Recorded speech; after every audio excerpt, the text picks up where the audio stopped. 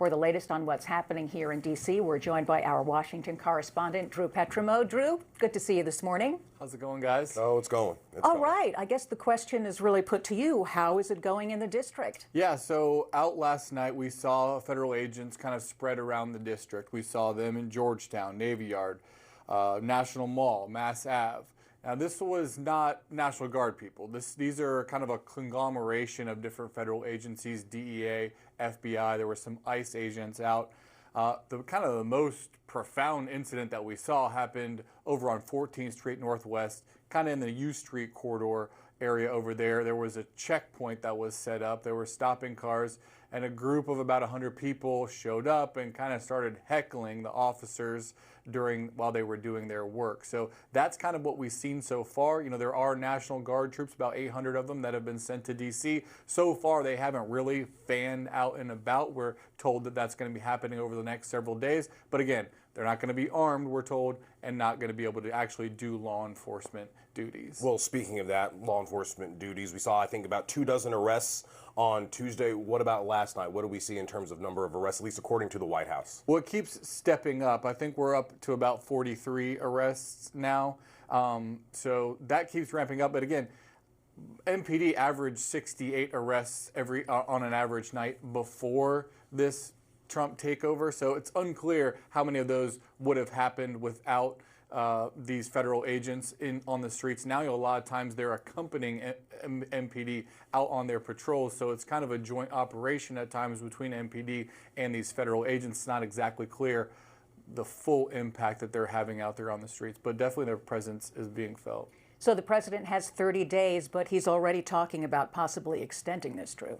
Yeah, so, and as you mentioned in the intro, that would take an act of Congress, this joint resolution. Democrats in the Senate, they would need 7 Democratic votes in the Senate, almost certainly not to get that, not going to be able to get that. The president has said that they can use an emergency basis to extend past that, maybe with just Republican votes. It's unclear exactly what he means there.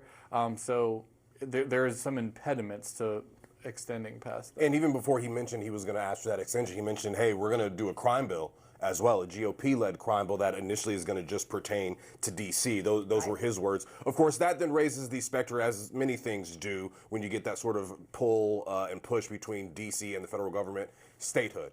And we know Mayor Bowser fully supports statehood. I believe we have a quote from her that we can throw up on exactly what she wants to see happen now that Trump has federalized D.C.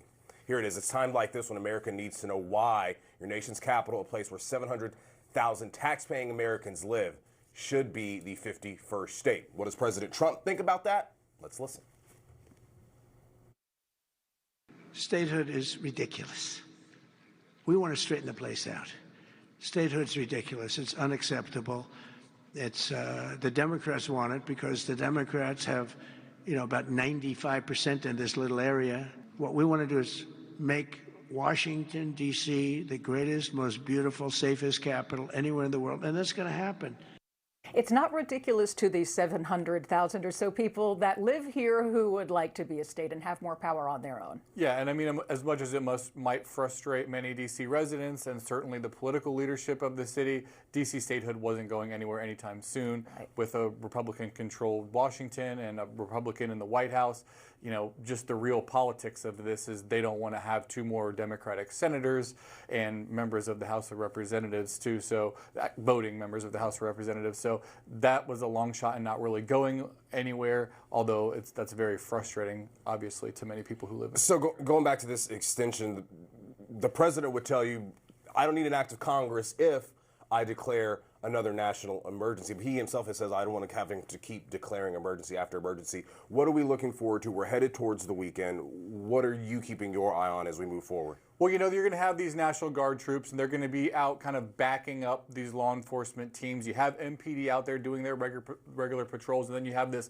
federal task force that includes agents from different agencies that are going to be patrolling the streets. My biggest question is, how aggressive are they going to be? Are they going to be going into neighborhoods and really trying to find people that have warrants and really be really aggressive with confiscating guns off the streets, which we all would want that. You know, that's a goal that I think everyone in law enforcement wants. But when you go into neighborhoods and you take really aggressive police stances, sometimes you trample on civil liberties, and sometimes you could really fray relationships between law enforcement and local communities that could end up having a backlash. And then what's the response from that? And does that lead to an escalation that ends up making headlines and potentially leads to violent confrontations? Drew, thanks so much. We'll check in with you again later. See you soon.